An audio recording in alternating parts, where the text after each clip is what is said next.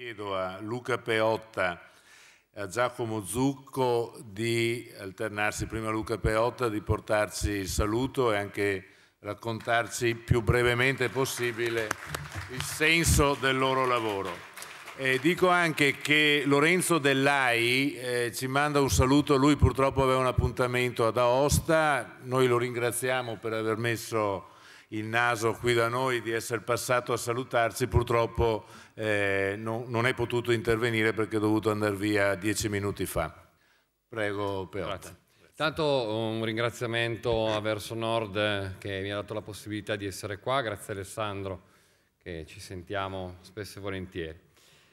Allora, io sono un piccolo imprenditore, mi chiamo Luca Peotta, 3 anni fa ho unito 40 imprenditori tra fornitori e clienti in una saletta un po' più piccola di questa e ho chiesto a loro come andava il loro mercato. Mi è stato risposto dopo 3 minuti di così sì, più o meno va bene. Era il dramma più totale, nel senso che comunque era appena successo il terremoto, infatti sentendo qua la parola macerie, era appena successo il terremoto all'Aquila e insomma questa avventura di imprese che resistono è continuato, è partita insomma questa fiumana di imprenditori che facevano, sono ancora parte dell'associazione di categoria che in questo momento sono, non solo in questo momento, è da parecchio tempo che sono silenti nell'ambito di questa crisi economica. Io mi ricordo quando si facevano le domande e si facevano alcune affermazioni, ad esempio la crisi offre nuove opportunità, mi piacerebbe sapere quali sono queste nuove opportunità. La piccola e media impresa rappresenta il 97,4% di questo tessuto economico italiano. Se non diamo valore alla piccola e media impresa, al manifatturiero, ho paura che l'Italia da questa crisi economica non risorgerà. Non siamo riusciti in 3 anni, Imprese che Resistono è nata nel 2009, oggi sono circa 4.000 le piccole e medie imprese che fanno parte di questo movimento spontaneo. Non è soltanto un movimento di protesta che è nato come movimento di protesta, è un movimento che è trasversale, che si è posto esattamente fra le istituzioni e le associazioni di categoria.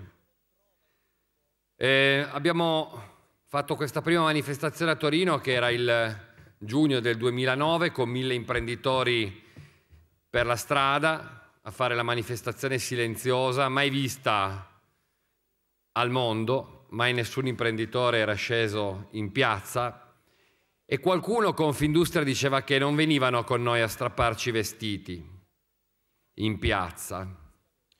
Bene, noi non ce li siamo strappati, da un movimento di protesta è diventato un movimento di proposta e di protesta nello stesso tempo, perché in Italia funziona così. Se non urli, nessuno ti sente. Adesso non serve neanche più urlare. Il problema è questo. E allora siamo passati ai gesti eclatanti. Sono passati imprenditori mentre qualcuno compra i lingotti d'oro, mentre si comprano i diamanti, gli imprenditori si danno fuoco in macchina perché hanno le calcagna Equitalia, perché non hanno più lavoro, perché non sanno più come dire ai propri collaboratori non ho più lo stipendio da darvi il prossimo mese, adesso come facciamo?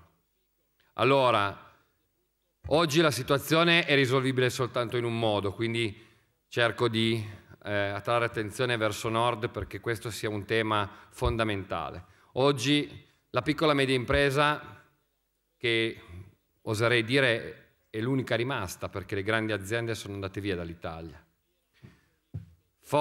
costituiscono il 30% di PIL portando i propri prodotti all'estero. Quindi significa che l'Italia nel manifatturiero è ancora capace a stare.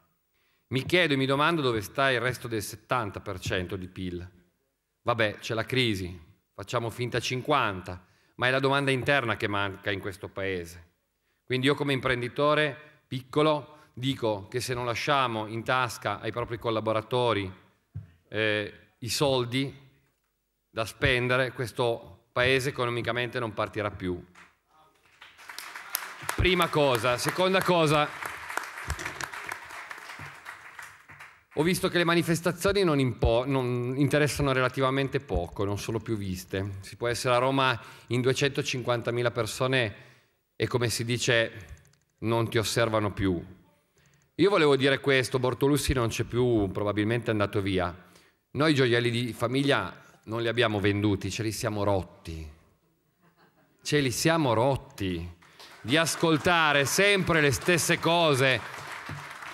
Io ho detto una legislatura, noi in 5 anni di cose se ne possono fare, qua sono passati 30 anni e di cose non se ne sono fatte, e non sono sempre le solite facce che non fanno le cose, è la solita politica italiana.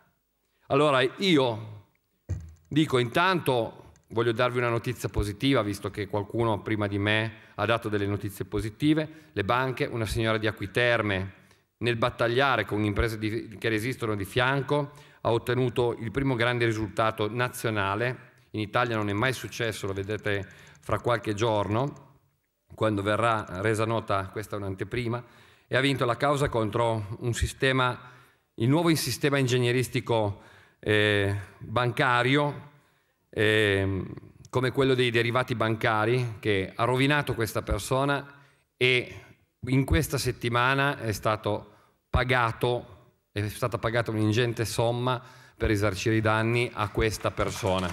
Quindi la battaglia che stiamo portando avanti è assolutamente positiva. L'altra cosa, l'altro momento di manifestazione e di dissenso, perché qua parlano tutti di numeri, c'è il 54% delle persone che non sapranno cosa andare a votare a giugno del 2013. È un invito che faccio, è una provocazione. A giugno, fra un mese e mezzo circa, ci saranno le nostre elezioni. Io sono partito proprio l'altro ieri con il gruppo di imprese che resistono. Restituiremo per protesta e per far vedere qual è il peso che ha questa classe politica e questo governo nei confronti della piccola e media impresa. Restituiremo in custodia al Presidente della Repubblica il nostro certificato elettorale. Questo non significa che alle prossime elezioni non andremo a votare. Ce lo dovrà restituire, andremo a votare, ma questo tipo di manifestazione sono sicuro che devierà, o perlomeno attenzionerà, il Presidente della Repubblica a mettere un po' di livello in questo Paese.